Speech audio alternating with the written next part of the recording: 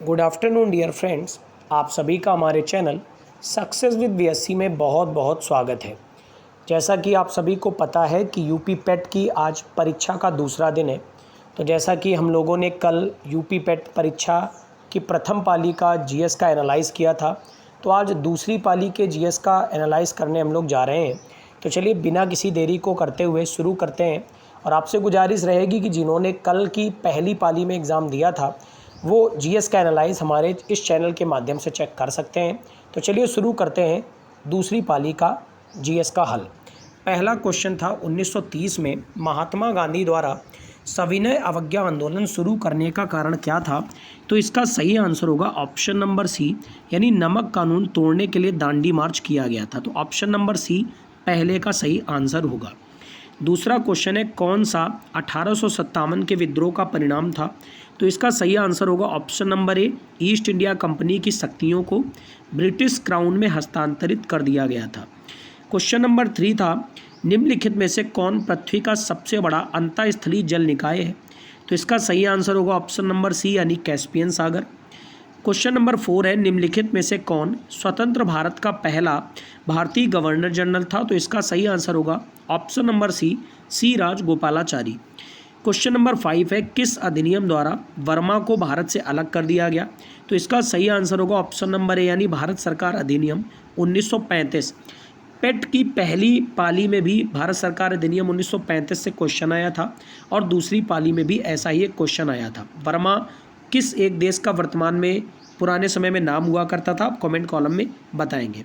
Question number 6 है भारत को British नियंत्रण से मुक्त करने के लिए भारतीय राष्ट्रीय सेना का गठन किसने किया था। तो इसका सही आंसर होगा ऑप्शन नंबर ए, यानी रास बिहारी बोस। उम्मीद करता हूँ ये 6 क्वेश्चन आपने सही किए होंगे। बढ़ते अगले क्वेश्चन की तरफ। क्वेश्चन नंबर 7 है सागौन के जंगल भारत में किस राज्य में पाए जाते हैं। तो ऑप्शन नंबर बी सही होगा, यानी मध्य प्रदेश। क्वेश्चन नंबर 8 है सामान्य वर्षा में अचानक वृद्धि हो जाती है और कई दिनों तक लगातार जारी रहती है, इसे मानसून का डैश कहते हैं। क्या कहते हैं। तो इसे मानसून का फटना या प्रस्फोट कहा जाता है। क्वेश्चन नंबर 9 है जीएमटी का पूर्ण रूप क्या है। तो इसका ऑप्शन होगा बी, ग्रीनविच मीन टाइम। ऐसा ही एक क्वेश्चन आया था पहली पाली में भी कि ग्रीनविच मीन टाइम से भारत का टाइम कितना आगे है, शायद आपको याद हो।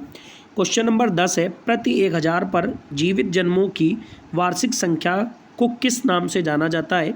तो ऑप्शन नंबर डी सही होगा, यानी क्रूड अशोधित जन्म दर, यानी क्रूड बर्थ रेट। 11वां नंबर सवाल था 1969 में कितनी प्रमुख निजी बैंकों का राष्ट्रीयकरण किया गया था। तो इसका सही आंसर होगा ऑप्शन नंबर डी, यानी 14 बैंकों का राष्ट्रीयकरण किया गया था। अब बच्चों आपको बताना है कमेंट कॉलम में कि इन बैंकों के पास कितना धन था जिन बैंकों का निजीकरण किया गया था और उस समय हमारे देश में प्रधानमंत्री के पद पर कौन थे। ठीक है। 12वां नंबर सवाल है 1991 के आर्थिक सुधारों के बाद डैश उद्योग विशेष रूप से सार्वजनिक क्षेत्र के लिए आरक्षित थे। तो किस प्रकार के। ऑप्शन नंबर बी, यानी परमाणु ऊर्जा उत्पादन। 13वां नंबर सवाल है डैश योजना आयोग के अंतिम उपाध्यक्ष थे, यानी योजना आयोग के अंतिम उपाध्यक्ष कौन थे। तो इनका नाम है श्री मोन्टेग सिंह अहलूवालिया। योजना आयोग को वर्तमान में नीति आयोग के नाम से जाना जाता है, ये तो आप जानते ही हैं। क्वेश्चन नंबर 14 क्या है। तो निम्नलिखित में से कौन सा क्षेत्र भारत का सबसे बड़ा नियोक्ता है। तो ऑप्शन नंबर ए सही होगा, यानी प्राथमिक क्षेत्र। 15वां सवाल है किस राज्य को हरित क्रांति के लिए भारत में आरंभ स्थल के रूप में चुना गया था। तो इसका सही आंसर होगा ऑप्शन नंबर ए, यानी कि पंजाब। उम्मीद करता हूँ यहाँ तक आप सभी को सब कुछ क्लियर होगा।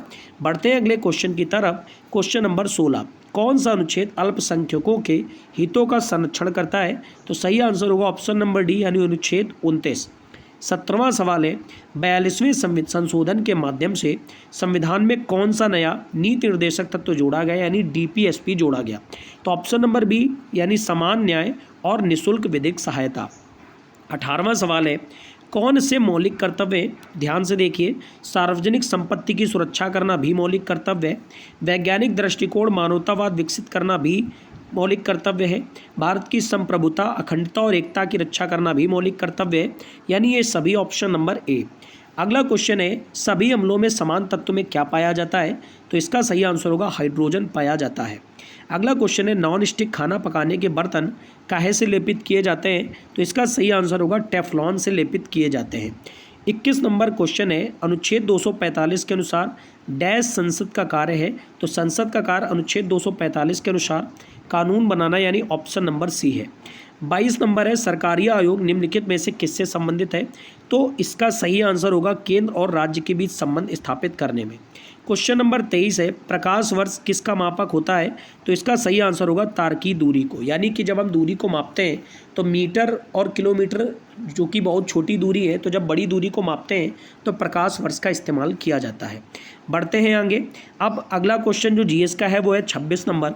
26 नंबर दिया गया है, कौन सबसे बुद्धिमान स्तनधारी है। तो इसका सही आंसर होगा डॉल्फिन, यानी ऑप्शन नंबर सी। फिर है 27 नंबर क्वेश्चन, पौधों का विकास किससे प्रभावित होता है। तो ऑप्शन नंबर ए, यानी प्रकाश की गुणवत्ता, मात्रा और अवधि। उसके बाद अगला जीएस का क्वेश्चन जो है वो है 43 नंबर से। तो अब हम लोग बढ़ते हैं क्वेश्चन नंबर 43 की तरफ।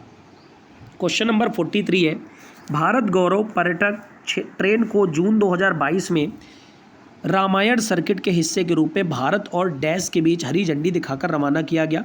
तो ऑप्शन नंबर बी, यानी नेपाल सही आंसर होगा। ये तो मैंने आपको ओल्ड करंट अफेयर वाले सेशन में कराया हुआ भी है, ठीक है।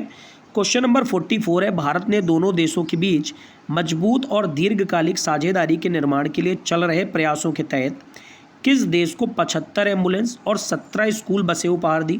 तो ये फिर से क्वेश्चन मैंने कराया हुआ है, इसका भी सही आंसर होगा नेपाल, यानी ऑप्शन नंबर सी। उसके बाद अगला जीएस का क्वेश्चन है 48 नंबर, किस राज्य सरकार ने 5,000 रुपये की काशी यात्रा सब्सिडी योजना शुरुआत करी। तो इसका सही आंसर होगा ऑप्शन नंबर बी, यानी कर्नाटक। 49वां सवाल है, जून 2022 में भारत ने निम्नलिखित में से किस देश के साथ कॉमनवेल्थ डिप्लोमेटिक एकेडमी प्रोग्राम की घोषणा की। तो इसका सही आंसर होगा ऑप्शन नंबर बी, यानी यूनाइटेड किंगडम। 50 नंबर क्वेश्चन है, किस कंपनी ने आईएएफ के हेलीकॉप्टरों के लिए एडीएस की आपूर्ति हेतु एक बेलारूसी कंपनी और उसकी सहायक कंपनी के साथ एक समझौता ज्ञापन पर हस्ताक्षर किया। तो इसका सही आंसर होगा option number C, Bharat Electronics Limited. Question number 51 है, किस भारतीय राज्य ने नारी को नमन नाम से एक नई योजना शुरू की है। तो ऑप्शन नंबर बी, यानी हिमाचल प्रदेश। मैं जब भी कभी करंट अफेयर आपको पढ़ाता हूँ तो कुछ चीज़ों पर बहुत ज़्यादा जोर देता हूँ कि कोई राज्य सरकार की अगर योजना है तो वो भी आपको बहुत ध्यान से पढ़नी है, कोई समझौता हो रहा है वो भी आपको बहुत ज़्यादा ध्यान से पढ़ना है। और आगे बढ़ेंगे आप तो देखेंगे कुछ क्वेश्चन तो बैंक एग्ज़ाम के भी जो बैंक एग्ज़ाम में आते हैं, यानी बैंक से रिलेटेड क्वेश्चन भी कुछ पीटी परीक्षा में देखने को मिले हैं। यानी कोई भी क्वेश्चन को आपको छोड़ना नहीं है, एक एक करंट अफेयर आपको पढ़नी पड़ेगी, ठीक है। अगला क्वेश्चन है 52 नंबर, नरेंद्र मोदी जी ने निम्नलिखित में से किस जिले में डॉक्टर संपूर्णानंद स्पोर्ट्स स्टेडियम में एक कार्यक्रम में 1800 करोड़ रुपए की योजनाओं का उद्घाटन किया। तो इसका सही आंसर होगा ऑप्शन नंबर, यानी वाराणसी। क्वेश्चन नंबर 53 है, किस संस्थान ने India's booming gig and platform economy शीर्षक से एक रिपोर्ट जारी की। तो ऑप्शन नंबर सी, यानी नीति आयोग ने। ये तो मैंने ओल्ड करंट अफेयर में कराया हुआ क्वेश्चन है, मैंने बताया था कि नीति आयोग ने इस शीर्षक को लॉन्च किया है। क्वेश्चन नंबर 54 है, कौन सी राज्य सरकार सिंगल एंटी मल्टीपल एग्जिट के विचार पर एक एजुकेशन टाउनशिप बनाने की योजना कर रही है। तो इसका सही आंसर होगा उत्तर प्रदेश, यानी ऑप्शन नंबर सी, अपना प्यारा उत्तर प्रदेश। 55 नंबर सवाल है, कौन सा भारत का सबसे छोटा केंद्र शासित प्रदेश है। तो आप सभी को पता है, ये तो बहुत ही हलवा सवाल था। इसका आंसर होगा लक्षद्वीप, यानी option number D. 56 number question देखिए, बैंकिंग से आया हुआ है। छात्र पारिस्थितिकी के लिए एक नया डिजिटल प्लेटफॉर्म जिसका नाम है कैंपस पावर किस बैंक द्वारा लॉन्च किया गया। तो इसका सही आंसर होगा ऑप्शन नंबर ए, यानी आईसीआईसीआई बैंक। क्वेश्चन नंबर 57 है, भारत के कितने राज्य बांग्लादेश के साथ सीमा साझा करते हैं। तो इसका सही आंसर होगा ऑप्शन नंबर बी, यानी 5। ये तो क्वेश्चन मैंने ऑफलाइन क्लास में भी 2-3 दिन पहले ही कराया था। उम्मीद करता हूँ कि मेरी ऑफलाइन क्लास और ऑनलाइन क्लास में पढ़ाए हुए क्वेश्चन आपके बहुत ज़्यादा एग्जाम में हेल्प कर रहे होंगे। बढ़ते हैं नेक्स्ट क्वेश्चन की तरफ। क्वेश्चन नंबर 58 है, पोलैंड की राष्ट्रीय मुद्रा क्या है। तो इसका सही आंसर होगा ऑप्शन नंबर सी, यानी ज़्लॉटी। अगले क्वेश्चन की तरफ बढ़ते हैं। क्वेश्चन नंबर 59, उत्तर प्रदेश का एक लोकप्रिय शास्त्रीय नृत्य कौन सा है। तो एक कथक है। आप सभी परिचित होंगे पंडित बिरजू महाराज से, जिनका इस साल निधन हो गया था। वो कथक के ही डांसर हुआ करते थे। क्वेश्चन नंबर 60 है, किसके पास लोकसभा सत्र को स्थगित करने की शक्ति होती है।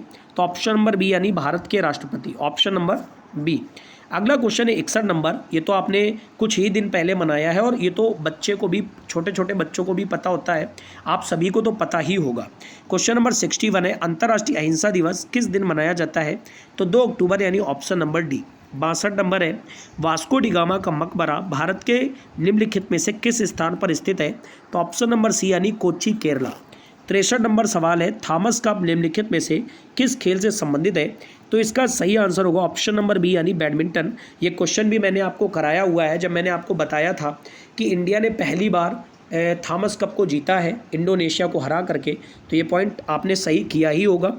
अगला क्वेश्चन है 64 नंबर, प्रसिद्ध पुस्तक विंग्स ऑफ फायर किसकी आत्मकथा है? तो जिस दिन आपका एग्ज़ाम हुआ उसी दिन APJ अब्दुल कलाम जी से रिलेटेड कोई डे था, आपको पता ही है।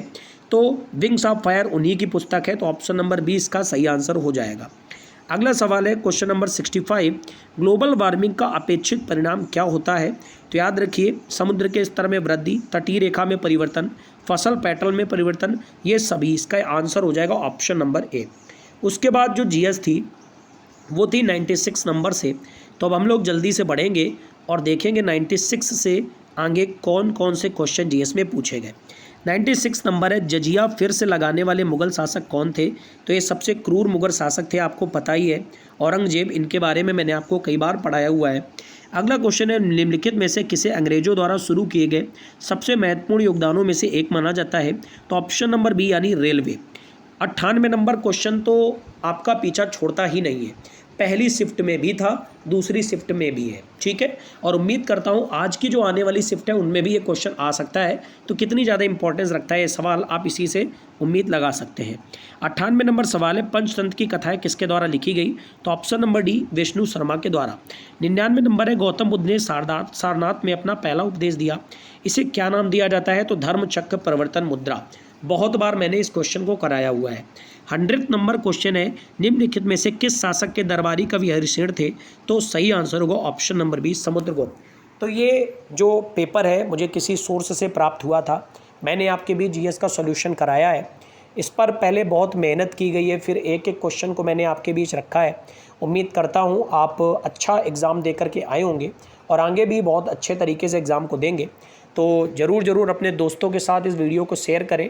और हाँ, हमारे इस चैनल के माध्यम से आप डेली करंट अफेयर भी पढ़ सकते हैं। इसके अलावा जैसे ही हमारा चैनल 1K पहुंच जाएगा, इसमें GS की स्पेशल क्लासेस भी लगाई जाएंगी।